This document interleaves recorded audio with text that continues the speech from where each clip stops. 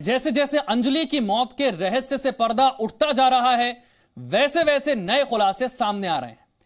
आज हम आपको अब तक का सबसे दर्दनाक खुलासा बताने जा रहे हैं। आपके सामने यह सबसे दर्दनाक खुलासा रखने जा रहे हैं, कैसे अंजलि चीखती रही, चिल्लाती रही, लेकिन अंजलि की मौत के गुनहगार नशे में अंजलि को अपनी कार से के नीचे घसीटते रहे।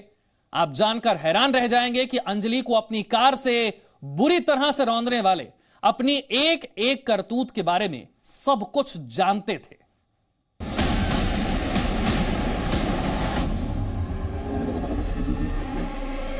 वो चीखती रही, वो घसीटते रहे।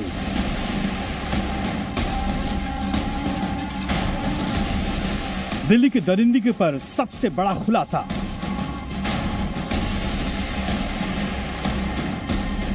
कार ने एक नहीं, दो नहीं, 4 बार यू टर्न लिया। अपनी करतूत का सब पता था इन आरोपियों को। आज हम आपके सामने सबसे बड़ा खुलासा करेंगे कि कैसे दिल्ली के कंझावला कांड के दरिंदों को ये बात पता थी कि अंजलि उस रात उनकी कार के नीचे फंसी हुई थी। हादसे के बाद आरोपी अपने एक साथी को एक्सीडेंट के आरोप से बचाने के लिए घर भी लाए थे।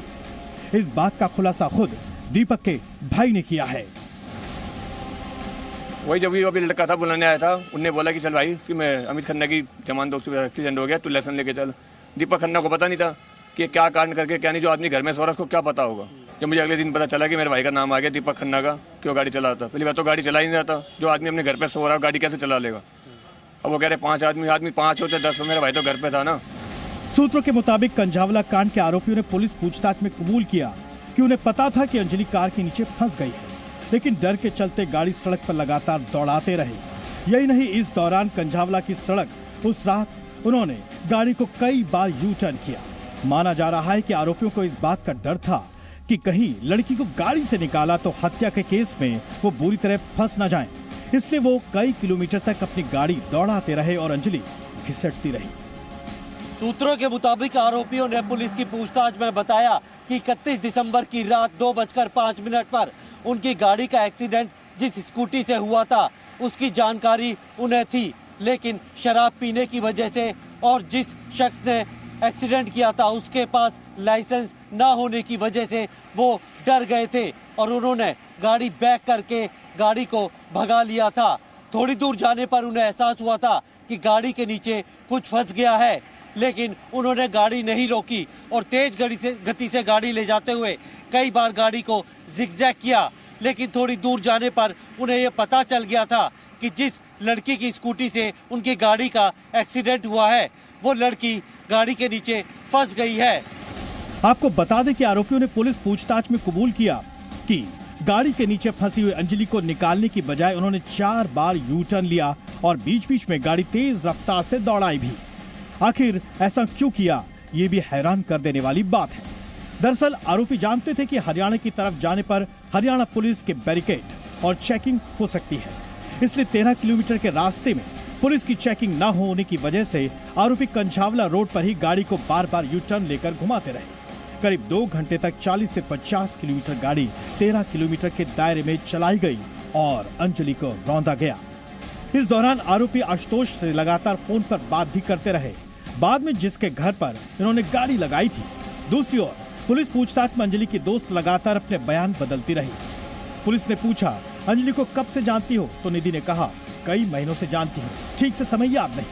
पुलिस ने यह भी पूछा कि क्या अंजलि से होटल में झगड़ा हुआ? तो निधि ने कहा, झगड़ा नहीं हुआ, सिर्फ बहस हो रही थी, मुझे उससे पैसे लेने थे। पुलिस होटल के बाहर अंजलि से क्या बात हो रही थी भी जानना चाहती थी। निधि ने कहा, उसने शराब पी हुई थी, मैं उसे बोल रही थी मैं चला लूंगी स्कूटी, लेकिन वो नहीं मानी। पुलिस ने पूछा, कार ने कब और किस जगह टक्कर मारी? निधि ने कहा, कृष्ण विहार की गली में टक्कर मारी, वो नीचे फंस गई, वो चिल्ला रही थी, वो फिर भी रुके नहीं। पुलिस ने कहा, कार से स्कूटी टक्कर लगने के बाद हुआ क्या? निधि ने कहा, मैं डर गई थी, अपने घर आ गई थी। फिलहाल खुलासे और भी बाकी हैं। प्रमोद शर्मा के साथ ब्यूरो रिपोर्ट, जी मीडिया। अंजलि तो इस दुनिया में नहीं रही, लेकिन सवाल अब निधि से है। इस केस की गवाह निधि को लेकर एक प्रॉपर्टी डीलर ने बड़ा खुलासा किया है। उसने निधि से जुड़े हुए कई राज खुले हैं। देखिए इस रिपोर्ट में।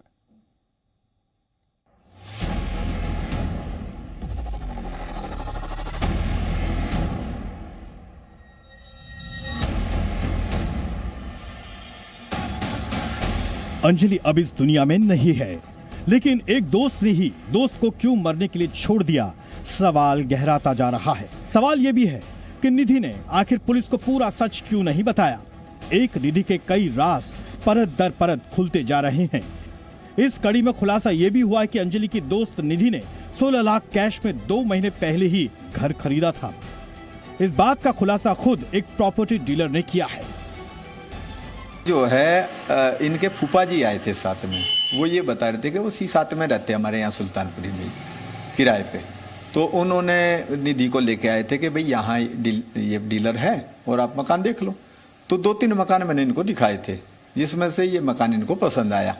तो फिर इन्होंने बोला कि भाई इस मकान के मालिक को बुला के और हमारी मीटिंग करवा दो। मैंने उस जो मकान मालिक थी सन्नो देवी और उसके परिवार वालों को सबको बुला के ऑफिस पे और उनकी डील करवा दी थी। तो 16 लाख में ये डील हुई, जिसमें 2 लाख रुपए बयाना इसको दिया गया और बाकी की जो पेमेंट है वो भी इन्होंने कैश ली। प्रॉपर्टी डीलर ने और भी चौंकाने वाले खुलासे किए हैं, आप खुद ही सुनिए। नहीं, ये मुझे पता नहीं कि किसने, क्योंकि लेके दोनों ही आते थे साथ में।